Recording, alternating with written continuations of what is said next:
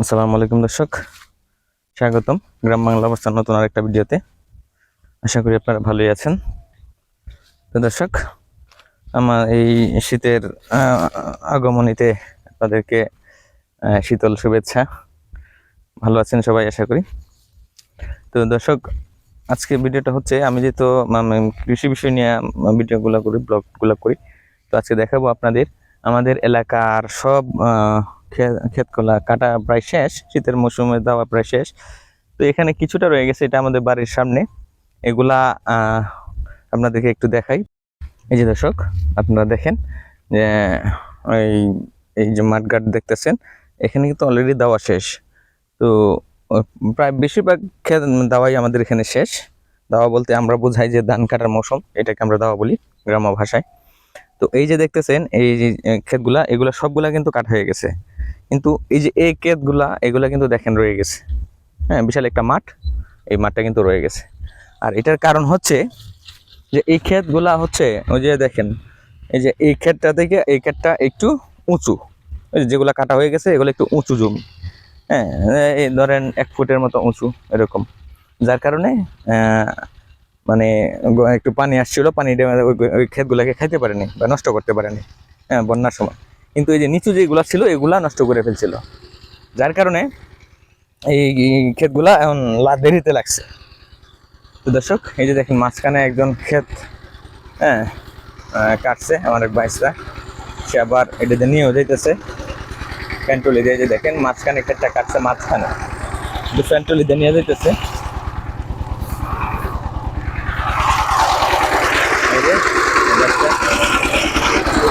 আরো রয়েছে, আইবা নাকি আরো আইবা শেষ নিয়ে যাইতেছে দেখেন। হ্যাঁ, ভ্যানটলি দিয়ে নিয়ে যেতেছে। এই যে ভ্যানটলি দিয়ে আগায় দিয়ে আসছে আরেক বাইস্তা। বাইস্তা, এটা কি ধান লাগাইছিলা? 22 লাগাইছিলা না? ও 22 কি আগে হয় নাকি? ও আচ্ছা আচ্ছা। তো দর্শক, এই ওই আগের এই জমিগুলা দেখতেছেন, এগুলো একবার বন্যায় খেয়ে ফেলছিল। বন্যায় খাওয়ার পরে, আপনারা তো জানেন যে বন্যায় খাওয়া একবার লাগানোর পরে আবার খাওয়া হয়েছে, পরে আবার লাগানো হয়েছে। তো ইনশাল্লাহ ফসল ভালোই হয়েছে, এই যে দেখতেছেন। তো চতুর্দিক দিয়ে কিন্তু ধান ক্ষেত এখনো রয়ে গেছে, কিন্তু মাঝখানে এটা কেটে ফেলছে। এটার একটা তথ্য আছে, কারণ এই যে 22 যে ধানটা, এটা একটু অগ্রিম লেগে যায়, যার কারণে এই 22 তারা মাঝখানে ক্ষেতের মাঝখানে এটা চাষ করছিল, তো যার কারণে এটা লেগে গেছে, পাকে গেছে, এটা কেটে ফেলছে। আর বন্যার সময় কিন্তু, বন্যা হয়ে গেলে একটা লাভ হয়, যে বছর বন্যা হয় বছর ফসল পরে যেগুলো হয় ফসল বন্যার পরে, মাটির উর্বরতা কিন্তু প্রচুর থাকে, ধানও প্রচুর হয়। তো এই যে দেখেন প্রচুর ধান হয়েছে এখানে, আপনাদেরকে একটু দেখাই, শেষগুলা বুঝতে পারবেন।